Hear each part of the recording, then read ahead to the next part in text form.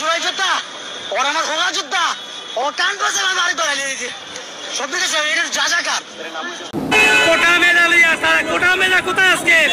কোটা মেধা আছে আজকে ক্ষমতার লোভে পাগল হয়ে গেছে তারা এই দেশের ক্ষমতা চায় তারা ক্ষমতা দেশ চালাবার কি বুঝে দেশ চালাবার তারা কি আসে কোথায় বাপ থুইয়া পোলাই দেশ চালাইব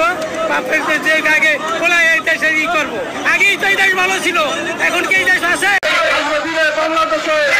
প্রধানমন্ত্রী শেখ হাসিনাকে তারা অবৈধভাবে উৎখাত করেছে। আমরা যতক্ষণ পর্যন্ত শেখ হাসিনাকে আমরা দেশে ফিরে না আনতে পারবো ততক্ষণ পর্যন্ত আমরা এই আন্দোলন চালিয়ে যাব। আমরা এই রাস্তা